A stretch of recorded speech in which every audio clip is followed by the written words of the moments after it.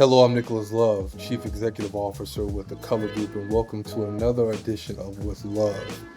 I'm joined by one of the most dynamic storytellers that I've ever had an opportunity to meet. He has a phenomenal podcast, which we'll talk a little bit about later. But this is Mr. Matt Story, Global Vice President of Integrated Marketing with Visa. Matt, thank you so much for taking the time out to speak with me, brother. Yeah, thanks for having me on. It's a pleasure to flip it. I had you on my pod, so I always like to do the reverse, just to give the love back, if you will. Well, I appreciate it. I appreciate it. Certainly, I enjoyed myself. That was truthfully, one of my favorite podcast appearances that I've ever had. So, hopefully, I can do you justice from the return trip. So, certainly, this is not meant to be cliche or corny or anything, but you've had a phenomenal journey through your career arc, right? And you and I met both as Adweek executive mentees, right? Trying to get something to eat actually out in California. And I've had an opportunity to really, see you flourish and really, continue to just build on the phenomenal foundation that you have. But let's get to that foundation. And I think, I want to open it up by just asking you this question. Professionally speaking, what do you do the most with love? Yeah, it's interesting. I think I had to think about that question, and I would boil it down to I've been able to show up as my true self. And that to me is doing it with love in twofold. One, it allows me to be in integrity with myself so that I don't feel like I'm leaving something at home or I'm leaving something on the sideline, and I can show up in my full capacity, which, that there's nothing more self-love you can do than to be who you are and not feel like you need to cover up. And then I think secondarily, it took me a while to realize it actually the most I can do for the organizations I'm associated with is to show up as my true self, because not only does that allow me to be my best and to bring my best, but it actually creates a culture where other people can do the same. And so I've seen and I've heard from others that reach out to me and say, hey, I really appreciate what you said in that meeting. I really appreciate how you did the thing you did. And for, a lot of times we do many things. We do, many tasks, many projects, and you sometimes forget the impact that you have and who's watching you that you may not even realize is watching you. So for me, showing up as myself is the gift, or it's the love that I can give to any organization I'm a part of. Let me tell you what I hear when you say that. I hear an inherent focus on psychological safety. And I think in today's world, that is really critical from a leadership perspective, from a relationship perspective. One of the things that we talk a lot about at the Color Group is this idea of community, right? And oftentimes community drives reputation, which forms relationship, which ultimately drives revenue. But the power of community and the safety in being able to engage with people who you feel comfortable with, because they are demonstrating the authenticity that you really just spoke of, is something that is built to last, right? And I think more people, more and more people are talking about this idea of authenticity, right?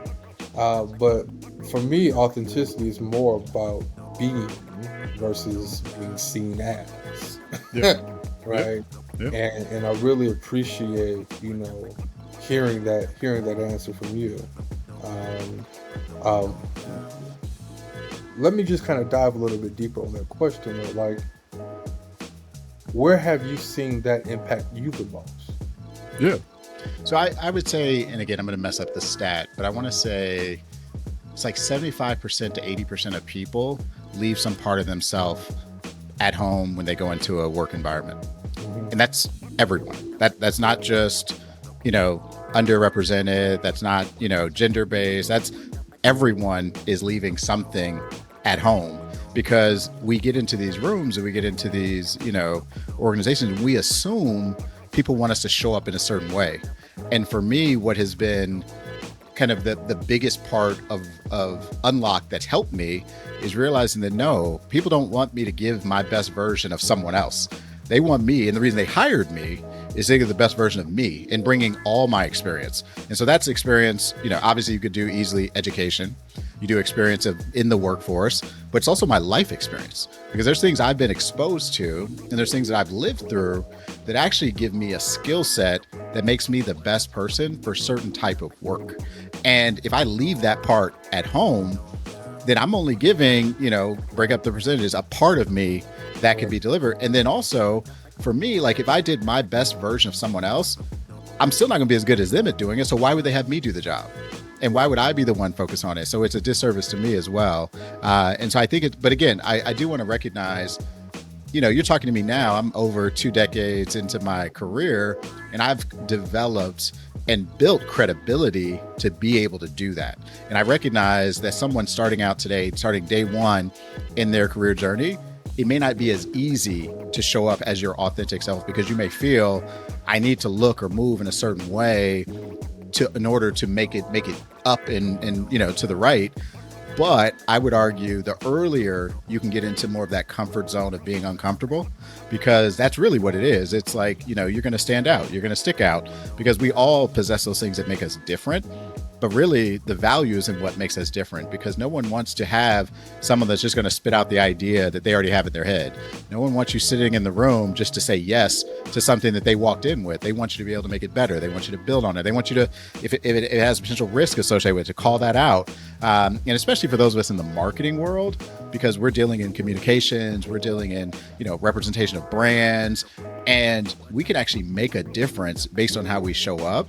And you need that wealth of experiences sitting at that table to be able to pour in and say, hey, you guys may think that's okay, but where I'm from, that's not okay. Or what I've grown up as, or what I've seen in my experience, that's a red flag. We may not want to go down that path. And I just feel like the earlier you can get comfortable being in that, because that's uncomfortable.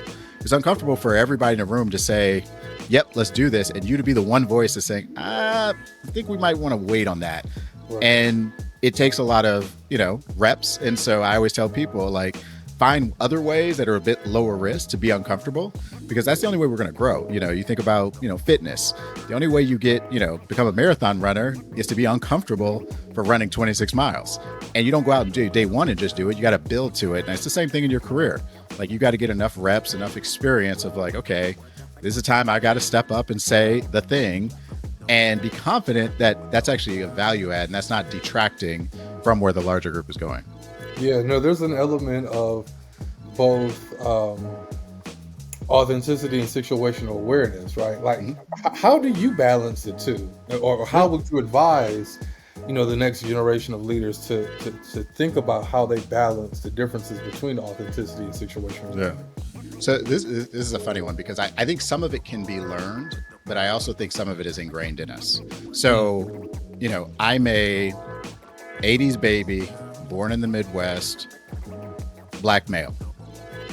There are certain situations I've been in that I've had to develop the skill set to know who's a friend, who's a foe, who's really on my team, and who may not be on my team. And that's from like yay high to today. And I think when you're exposed to that, it becomes almost a secondhand superpower to be able to walk in a room and be like, okay, I'm getting this type of vibe from you. I'm getting this type of vibe from you. And you can actually understand, hey, this is to your point about psychological safety. You start to pick up on like the room to be able to say, I feel like I could say this, I could do that. Now, the thing I will caveat that with is, growing up that way, I also self-edit more than I probably should. And I overanalyze situations that I probably could have said something sooner, said something earlier, but because I'm, still vetting and still looking around left or right, I may not come out with it as quickly as I normally would have. So that's where the reps and the being able to say, okay, what's the biggest risk that could happen if I say this? Like take a step back from yourself, put aside the uncomfortability that comes with it. Truly say, if I were to say this, what's the worst thing that's happen? They could disagree with me. And at least I know they disagree with me. And then we move forward. And I think the more you get the opportunity to do that, the more chances you have to realize that your voice matters and there's a reason that you're in that room. Because no matter what level you are, no matter where you work, if you're in the room, there's a reason you're in that room. And somebody in that organization believes you can add value to that organization by being in that room, and you're doing them a disservice and you're doing yourself a disservice by not taking advantage of that. And so I think you just have to get kind of past that level of understanding, and then again, take notes, keep track of score the same way you would in sports. Like, you'll start to see like, oh, okay, I could push this a little bit farther. I didn't go past a line, or, oh, maybe that team doesn't necessarily want to hear what I have to say about it because they're just going to do what they're going to do. And like, you just can pick those things up over time and adjust accordingly. It's like that. I don't take any type of disagreement, you may call it conflict. That's feedback. And we want feedback. We want to be able to say, okay, I know where this stands, or I know where this person stands.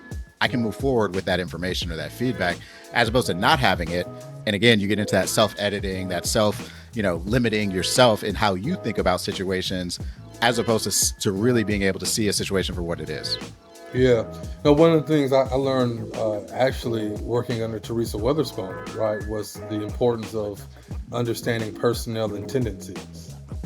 And to your point, right, there's certain things that, you learn, and there are certain things you pick up, right, through your instincts. And I think that there's a lot of transferable things in terms of sports and really just leadership, as a construct.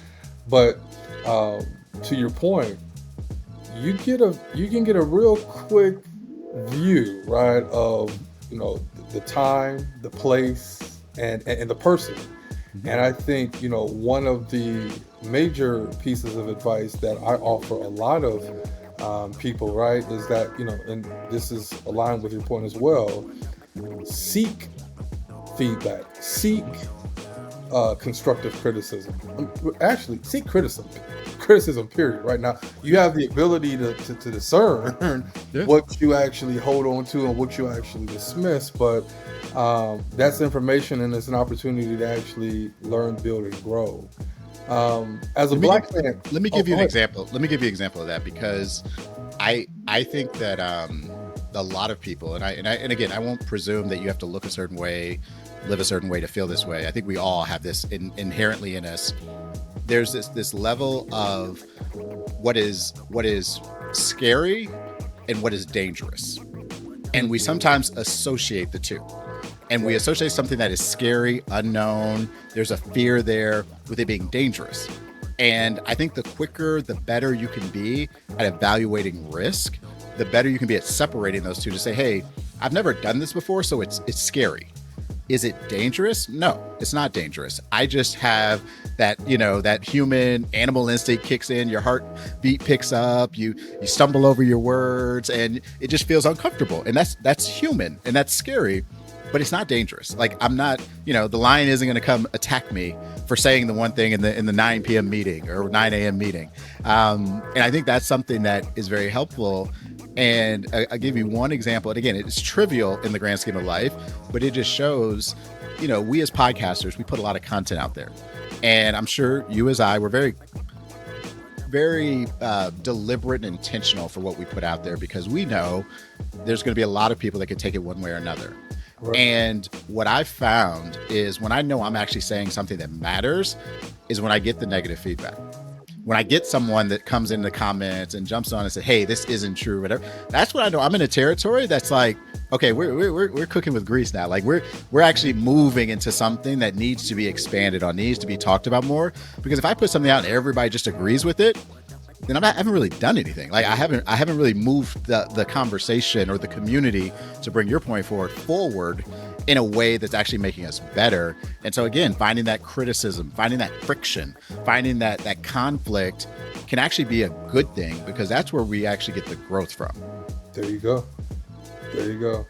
I might need to give you this hat, actually. I mean, you are dropping unapologetic gems, man, and not to be surprised in any form or fashion. I do want to dive into both of our realities, and certainly I'm speaking from the perspective of, first and foremost, being a black man. what do you identify as the biggest challenges that Black men are facing today, particularly in corporate environments? And what's your advice in terms of how they navigate that? It's funny. Um, I don't. Again, this is my perspective, my opinion. I don't know if others that may be 20 years younger are going through the same thing, because generationally, I know I'm in a different place.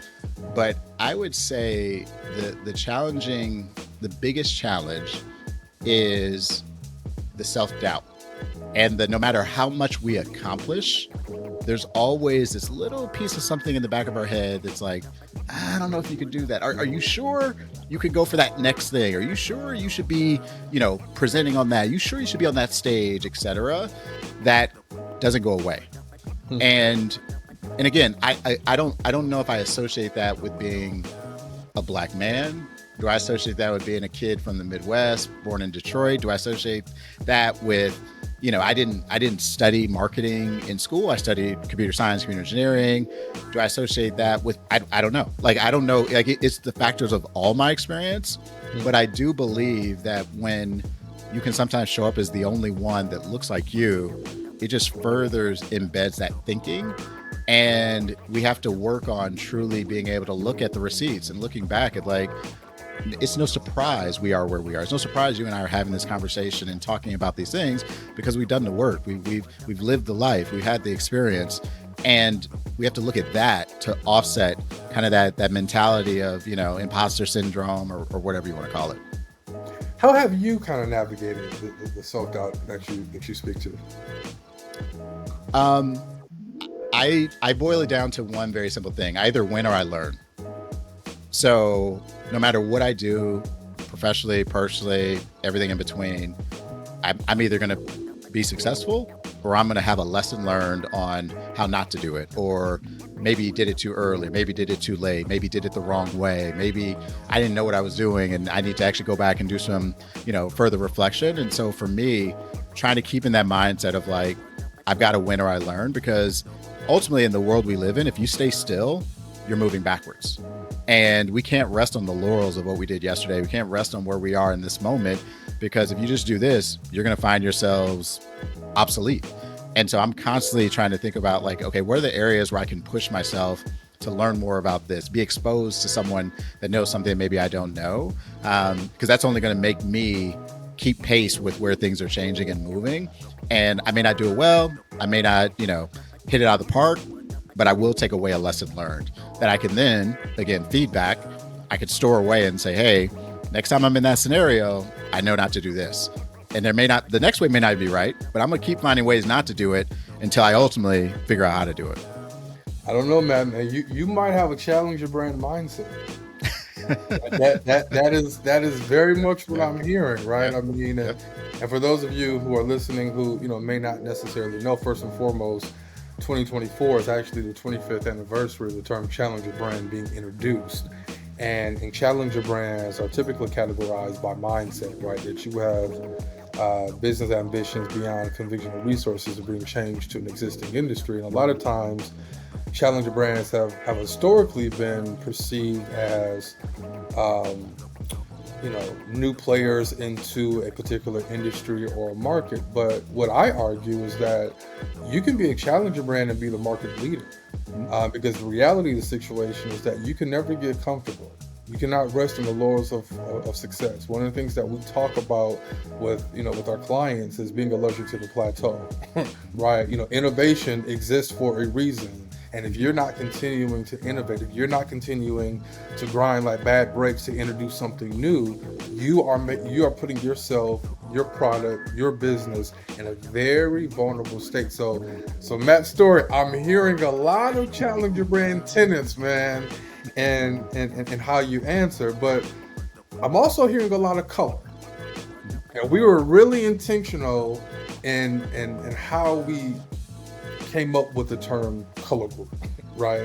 And it is really, a focus, an impetus to seeing things through nuance, to seeing things through context, right? And it's not black and white, right?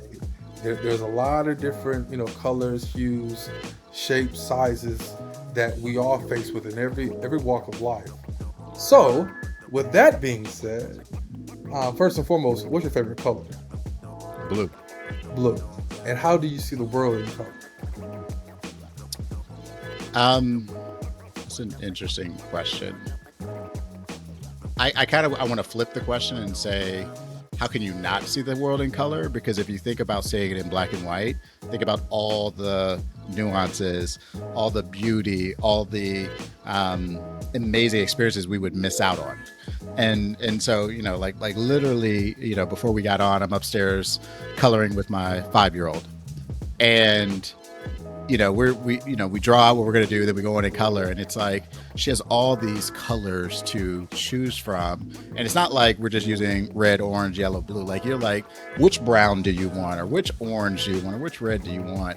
And just seeing through her eyes how she actually is like, that's not the right pink, I need the other pink, or that's not the right red, I need the other red. And we as a world, I think about the colors we bring into the situations that give that variety and give that ability to make it pop more, to make it feel more warm, to make it feel cooler. And so for me, I can't imagine a world where that wouldn't exist, because it just becomes more rich. It becomes more in depth. It becomes, it's a better overall experience. And no matter how many, crayons I have collected in my life, I don't have them all. And so I want to be with other people that have other ones that I can be like, oh, let me tap into your hot pink. Let me tap into your really, really burnt red and whatnot. And so for me, it's feeling bad if it was not in color, and not having access to all those things. As a bar, it really speaks a lot to you as an inclusive leader, and it sounds like someone who clearly has a deep appreciation for other perspectives, other thoughts, other skill sets. And I'm wearing this hat, for instance, right? Intentionally. One, we're selling it, but two, certainly, we have a big appreciation for dope thinking and dope thinkers. And how we define what a dope thinker is someone or something who elevates products, categories, people, or culture through the lens of diverse and inclusive thinking. You are clearly a dope thinker, man. Appreciate it. But with that being said, of course, I don't write checks that I can't cash. So, and I don't scratch my head if it on eggshell. If I said, I meant it, right? And what? No, I'm not quoting you out. But but certainly, with that definition of a dope thinker, who is the dopest thinker that you know? Who kind of comes to mind, and why? And it's okay if you share a few. Yeah, it's funny because my mind went to all of these branches of, because obviously you could go to celebrities, and my mind goes Trevor Noah, and someone that uses comedy to move discussion forward, and he can dismantle almost anyone with humor, but in a very straightforward, I'm going to tell like it is way. And to me, the mindset that would have to go into that delivery, have to go into the development of that material, to have to look at all of us could sit on our couch and say, oh man, that's messed up. But for him to look at it and to pull it apart and to say, actually, I'm going to go in the left door because I know that that's going to open up a discussion about it that we aren't having. And so for me, I'm blown away by people that think like that. The other person, I might be biased, but our CMO at Visa, Frank Cooper, I think he's someone that just looks at the world and sees it differently. You could literally you both be looking at the same piece of art, and he just sees it in almost a fourth dimension. And again, I've spent my career trying to surround myself with people I can learn from he's definitely one of those people that you just like when he speaks about something, or when he talks about something, or even when you're debating a program or conversation, like he just brings that extra layer to it. You're like, oh man, I didn't even think about it that way. I didn't look at it that way. And then to the earlier point about feedback and tendencies, now I'm trying to think about those things before we meet, because I know they're going to come up. And then I would say a more personal one is my wife, because in they always say you marry kind of yin and yang, and you have strengths, they have strengths, and it's just really funny to me to see how she can think about a problem in a way that I always take the path of least resistance. Like, oh, if you tell me these tires are going to get fixed, if I give you $1,000, here's $1,000. Let's go. I just need these tires fixed. Whereas like she actually wants to break down, well, why are we fixing the tires, and what is that going to lead to, and then why are they $1,000? Should they be less? And like that's how she approaches everything. And again, she's a founder. She's building a business, so she needs to think that way. Whereas like I'm like efficiency, like always like what's the straightest line between A and B? Whereas like she's thinking about A, C, A, D, A, E, and all iterations of it. And again, I'm always just amazed by those that don't think the way I think, that come at problems, come at opportunities completely different. So those are three. I completely went in different directions, but those are the three that popped in my head. I'm curious, as you talk about your wife, how has that kind of shaped or influenced or helped elevate you? Oh, I would say, without a shadow of a doubt, from the moment we started dating to now, there's a trajectory of my professional growth that just took off. And, some of that, I think most people that decide to partner with someone would also see that in their life, because, when you're not doing it for yourself, you're doing it for someone else, you tend to take more accountability. And like, there's just things that you see it with kids as well. But I think with her is she's the kind of person that it's this idea of being kind or being nice. If you want to be nice, you tell the person what they want to hear. If you want to be kind, you tell them what they need to hear. And she's constantly telling me what I need to hear, even though I don't want to hear it. And so I know for a fact that the things that I'm able to do are a direct reflection, because she's constantly telling me, you might not want to do that. You might want to do it this way. And I'm like, no, I just want to do it this way. I want to get it done. She's like, nope, you want to think about it this way.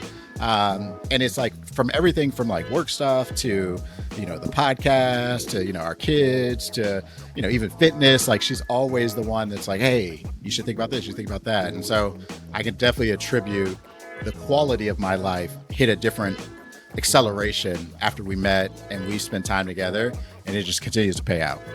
Man, that's beautiful to hear, man. That's beautiful to hear. I got to borrow a question from you. Okay. That you asked me.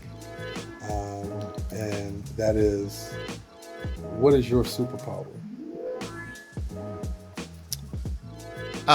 It changes. This evolves. So I think that my superpower is the ability to connect dots.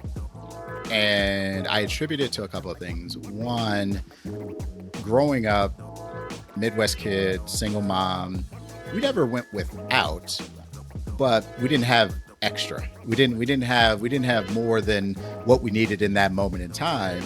And I think that there's that just, brings a resourcefulness to like, hey, we got to make this work. Like, we just got to figure this out. And I saw somebody doing that on a day in and day out basis, making it work so that I could do the things I needed to do.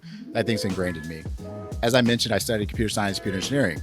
So there's like, I have a programmer's mind, even though I don't actually program.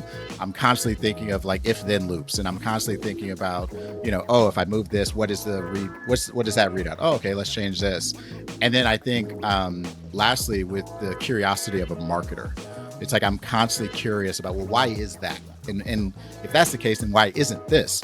And so all of those things I think add up for me to be able to take a step back. And, if you give me enough time with an opportunity, I'm going to identify like, oh, wait, these two things connect. That's why this happened. If we want to see this outcome, we need to change this. And that's something I think that helps me in a lot of instances. Problem solving, helps me with moderation, helps me with just general, doing a podcast, being able to sit down, connect with somebody, learn from them and their experience. So yeah, that would be my superpower. So what I hear and what you just shared is really, a focus in understanding the why. Hmm? What's your why?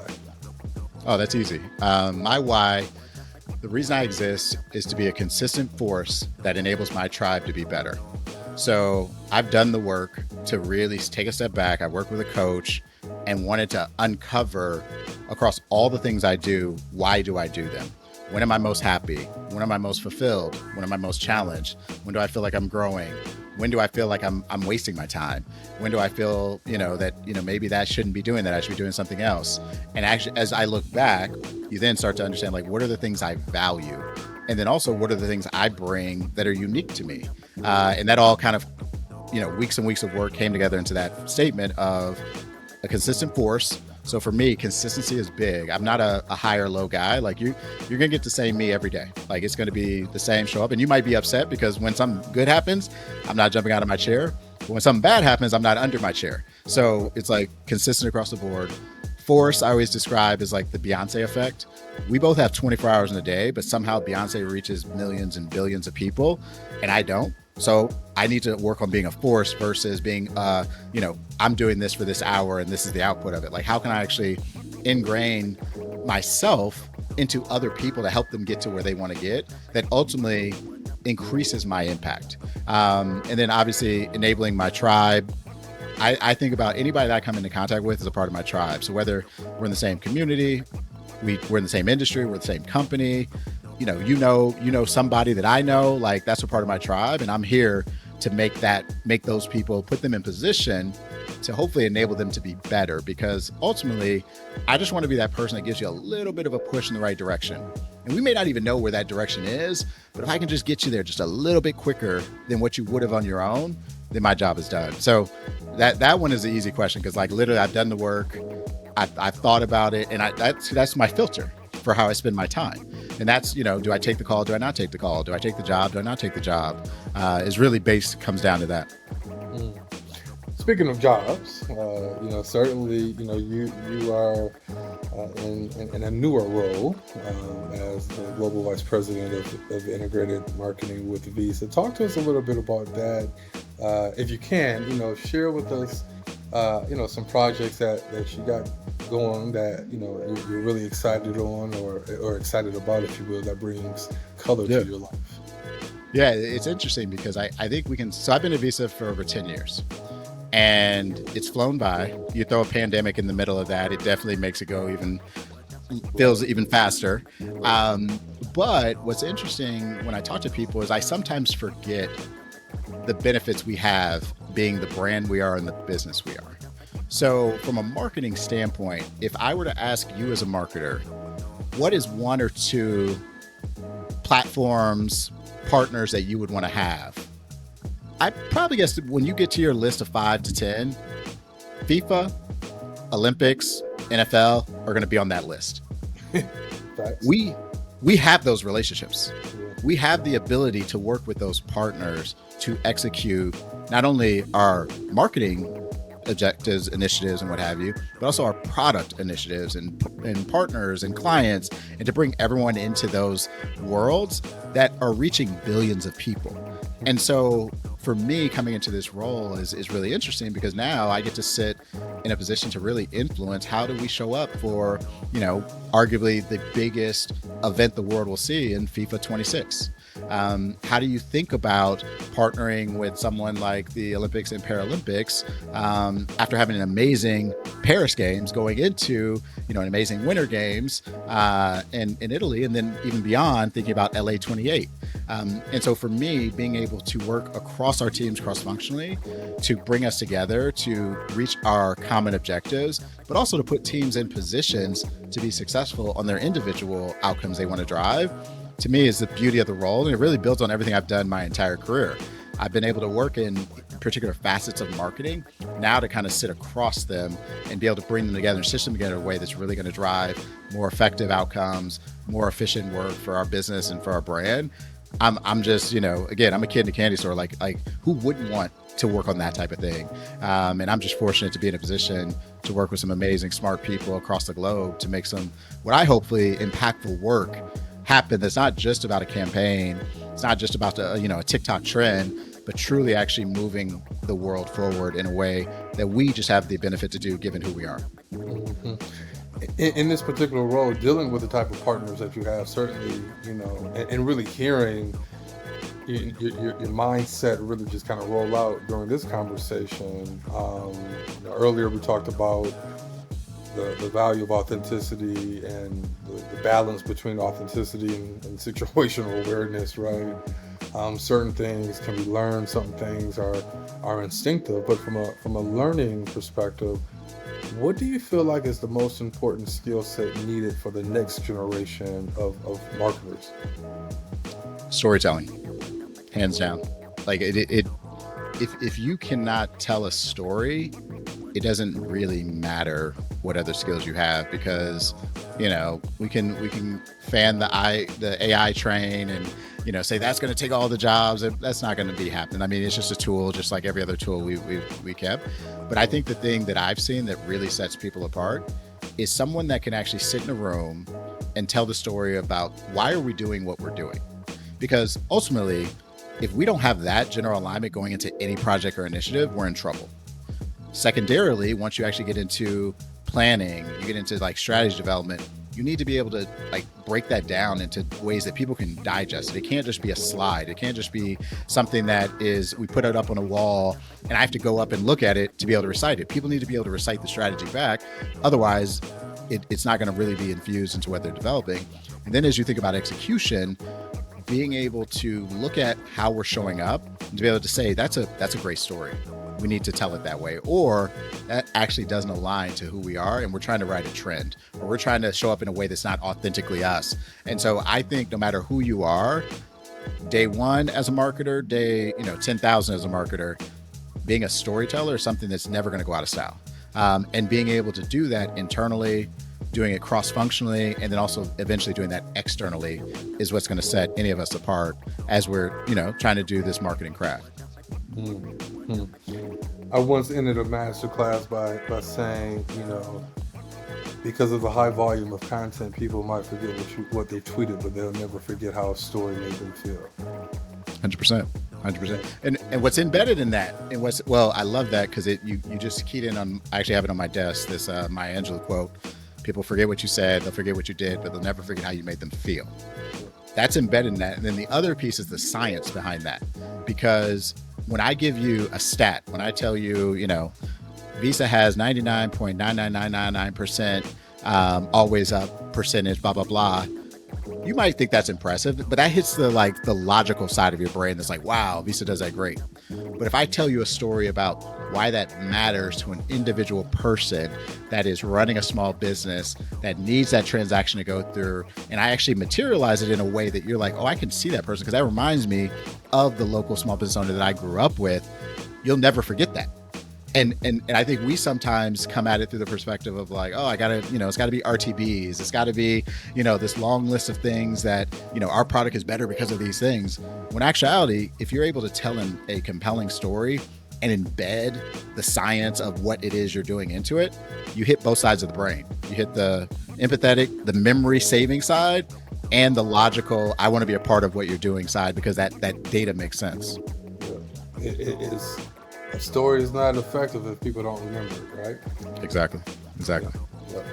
Well, listen, man, I have thoroughly enjoyed this conversation. Certainly, I want to give you some opportunity to really plug your dope podcast. So, for those who are interested in learning more about you and getting access to your podcast, where can they find you? Go to YouTube. Just search "What's Your Story?" Matt's story. You'll see it up. I actually I'm in the process right now of recording next season 6. It'll start in beginning of 2025, and really just trying to not only continue to have dope conversations with people to learn their story, but also to unpack how and where and what they've done to really stitch together their work life. Because I think a lot of us grew up thinking that we had to have this work-life balance, but that's a myth. It doesn't exist. It's all about work-life integration. And what I've seen in successful people, regardless of industry, is they've been able to integrate their work and their life in a way that allows them to show up as their unique selves. And so I want to talk to people about how they've been able to do that. So that's what we're going to be doing in this new season. So check it out. If you, again, You see something you like, let me know. If you see something you don't like, let me know. Because again, that's where I'm going to grow from and hopefully continue to move in a positive direction. I have all confidence that you will. Again, Matt Story, man, I really appreciate your time. Continue to grind like bad breaks, like I know you will. Continue building, and what would a With Love podcast be without me saying "Go Lions"? Until next time, man. I appreciate you, brother. You take care now. I appreciate it. Peace.